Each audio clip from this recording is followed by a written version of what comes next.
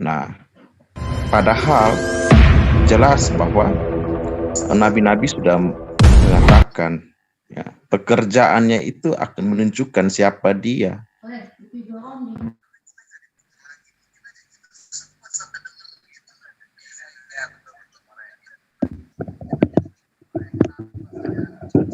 Nabi-nabi sudah menjelaskan bahwa dia sendiri yang akan datang. Jadi pekerjaannya seperti apa? Mengampuni dosa ya. Ketika orang lumpuh itu datang, dia tidak langsung menyembuhkan penyakitnya, tetapi dia berkata, dosamu telah diampuni sesuai dengan Daniel 7 tadi. Daniel 9, Daniel 9 ayat 24. Jadi orang-orang Yahudi pun heran, siapakah yang berhak mengampuni dosa selain Allah? Ya berarti dia itu Allah itu sendiri yang datang dalam rupa manusia. Dari pekerjaannya orang harusnya sudah tahu dia itu Allah, tetapi mereka masih tetap menolak dia. Ya. Karena apa? Karena rupanya yang dianggap hina bagi mereka. Masa sih Allah itu manusia? Allah jadi manusia. Jadi mereka anggap hina.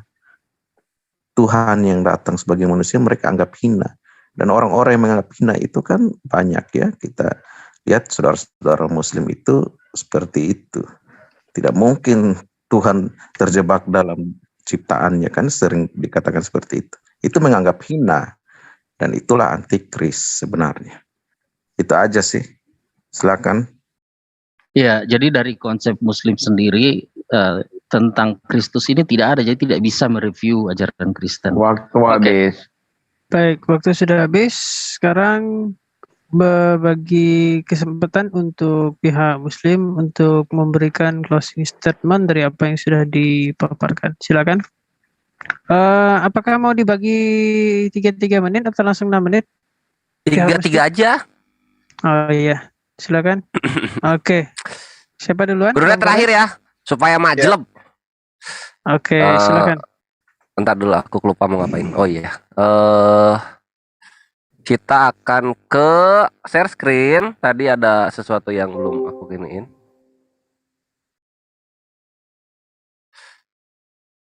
Nah, perhatikan tadi ya, soal komposisi minyak urapan kudusnya Yahudi.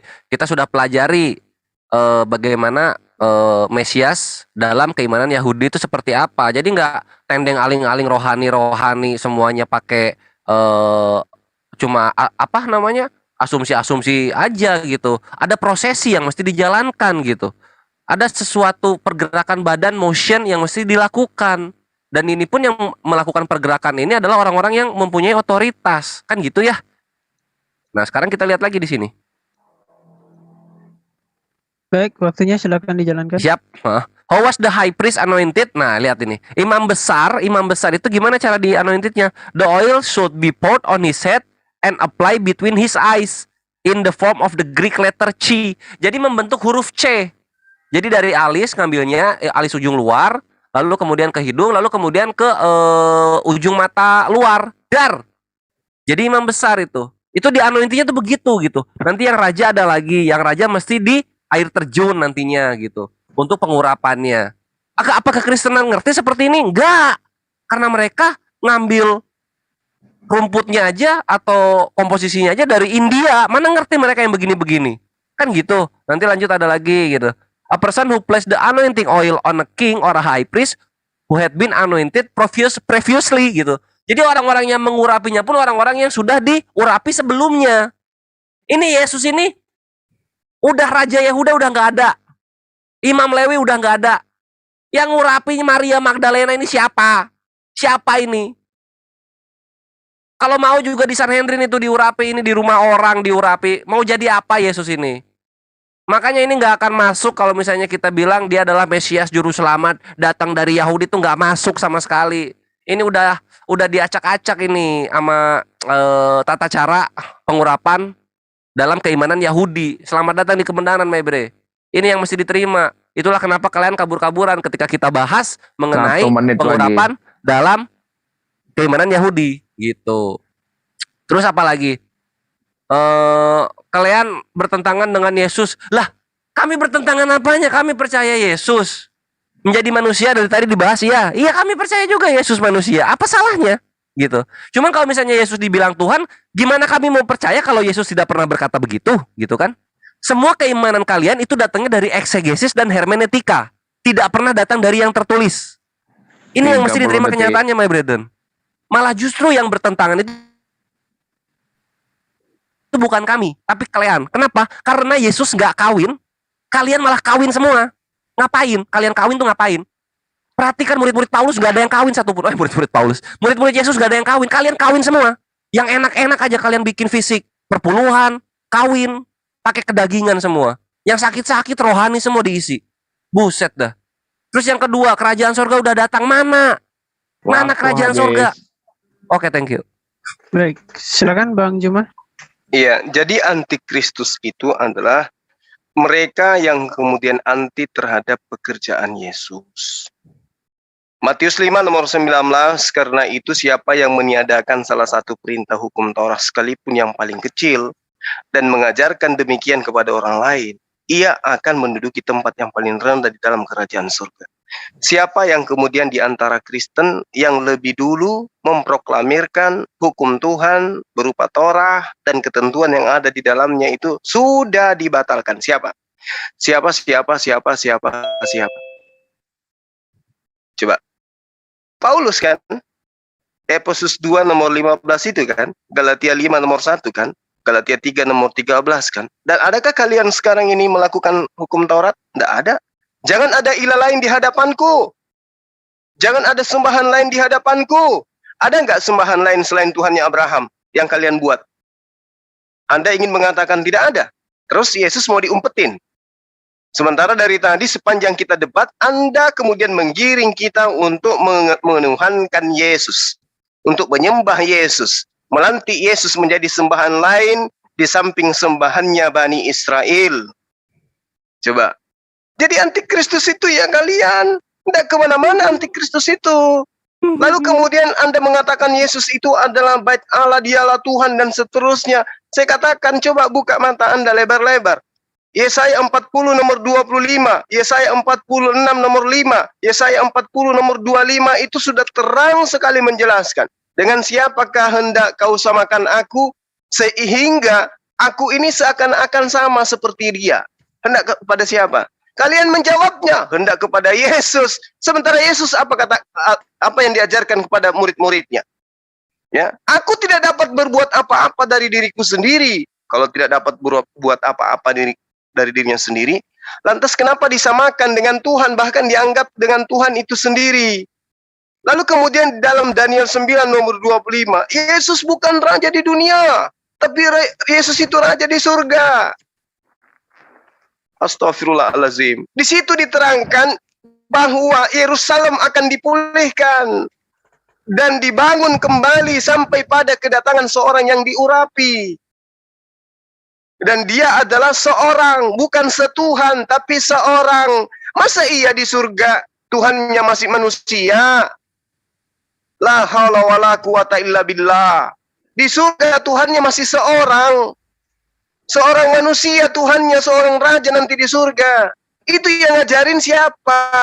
Yang dimaksud di sini seorang raja yang diurapin. Kalau bukan Kores, ya Harun. Kalau bukan Harun, Daud. Kalau bukan Daud, Saul. Kalau bukan dia, Elisa atau Salomo. Anda mengambilnya mendudukan Yesus. Antikristus banget kalian ini ya. Demikian. Waktunya sudah habis, tiba saatnya ya, karena sudah selesai rangkaian acara kita, mulai sesi 1, sesi 2 dan sesi ketiga itu closing statement. Baik, saya pertama-tama ingin mengucapkan terima kasih kepada kedua narasumber yang telah memberikan pemaparan yang sangat baik sekali, yaitu mengenai tema siapakah yang anti Yesus, Islam atau Kristen. Karena ini adalah diskusi ilmiah lintas agama, maka tidak diperkenankan kita untuk memaksakan pendapat kita ataupun keyakinan kita kepada orang lain, maka sepenuhnya kita serahkan kepada netizen yang ada di luar sana. Kemudian dialog boleh panas, tetapi hati harus tetap dingin. karena kita adalah saling bersaudara di bawah satu naungan NKRI harga mati. Baik, saya selaku moderator memohon maaf yang sebesar-besarnya apabila ada kekeliruan maupun kesalahan baik yang disengaja maupun tidak disengaja. Saya memohon untuk dimaafkan. Lebih dan kurangnya saya memohon maaf. Saya akhiri, wabillahi taufiq wal hidayah. Assalamualaikum warahmatullahi wabarakatuh. Selamat malam. Waalaikumsalam warahmatullahi wabarakatuh. Thank you Brother John dan Tom untuk Ya, Bro Kores, waktunya. thank Mohon you, maaf kalau ada sahabat. salah-salah kata Bang juga Suma, dari aku. terima kasih. Iya Bang, saya juga minta maaf ya atas Iya. kata-kata yang Sama-sama kita minta maaf kalau ada Siap. salah kata Oke, ya. saudaraku. Namanya Thanks. diskusi. Aku minta Ya, traktir sehat-sehat Pak terus, Tom. moderator. Jangan Bantu lupa banget, luar minum biasa air moderator. putih setiap hari. Ya, Dan Ivan aku Fisabilillah yang minta ada di traktir, TikTok woi. serta di Pak ya. aku nggak minta maaf, aku minta traktir Oh, iya. sama Pak Tom. Siap. Yang punya channel ini dong mencapai berapa ratus ribu nih. 1 miliar. Amin, amin. Ini mumpung masih rame untuk yang ada di majelis YouTube Gurunda Zuma Zulkifli M. Abbas, Triun Slayer Comment Center, Unik Rival Mau TV dan juga channel-channel yang terafiliasi lainnya. Jangan lupa untuk beramal jariah, berkontribusi. Kami mengundang untuk pembangunan Masjid Nur Maulida. Insya Allah ini di Agustus ya Gurunda ya. Insya Allah. Insya Allah di Agustus beres. Kalau mau melihat seluruh mujahidin apologet para pembantai syubhat dan fitnah dari Islam berkumpul, Masjid Nur Maulida lah tempatnya. Wah, tafadhol silakan cek di deskripsi masing-masing channel yang kalian cintai. Amin. Yang di TikTok juga silahkan dicek ke sana. Oke deh, mungkin itu aja. Gurunda, mungkin penutup. Iya, baik sahabat-sahabat yang dimuliakan oleh Allah. Jadi tema ini tema tentang anti Yesus ya. Alhamdulillah kita sebagai muslim itu tidak anti terhadap nabi-nabi. Dan hanya saja kita tidak melakukan prosesi yang sama persis dengan Yesus di dalam beragama karena syariat yang dibawa adalah syariat Nabi Musa yang ditegakkan kemudian kepada Bani Israel. Jadi kalau kita mengatakan siapakah anti Yesus, ya alhamdulillah kita tidak anti terhadap Yesus. Tapi kita kemudian mengembalikan derajat beliau yang direndahkan, yang dianggap terkutuk, dianggap hina, dan seterusnya. Al-Quran datang untuk mensucikan kembali, mendudukkan kembali apa yang Allah berikan kepada beliau. Jadi saya kira begitu para sahabat-sahabat sekalian.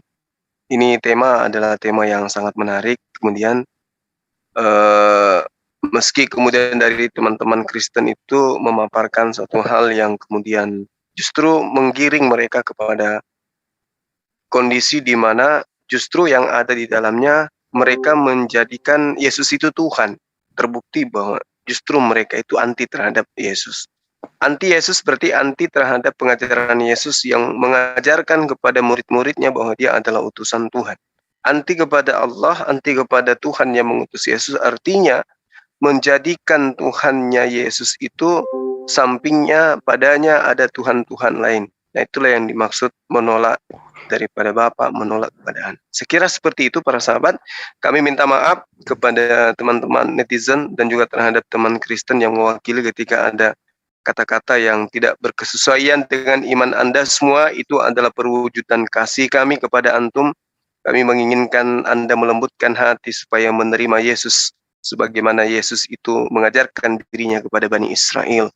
Lalu kemudian kepada sahabat saya, Akhi Dedi, ya, syukran antum luar biasa dalam memimpin dialog kita pada malam hari ini. Terima kasih banyak. Dan Ya, sama-sama, Bang teman-teman di Zoom kita ini ya terima kasih. Saya juga berterima kasih karena memberikan ruang kepada saya pribadi untuk kembali mendampingi atau mewakili antum semua dalam dialog lintas agama. Demikian saya akhiri. Subhanakallahumma wa bihamdi asyhadu an la ilaha illa anta Astaghfirullah wa atubu ilaik. Assalamualaikum warahmatullahi wabarakatuh. Silakan Dinda. Waalaikumsalam warahmatullahi wabarakatuh. Jadi mungkin buat teman-teman yang live mungkin udah bisa ditutup live-nya. Yang lain dilanjut dulu ngomong santai sambil diperiksa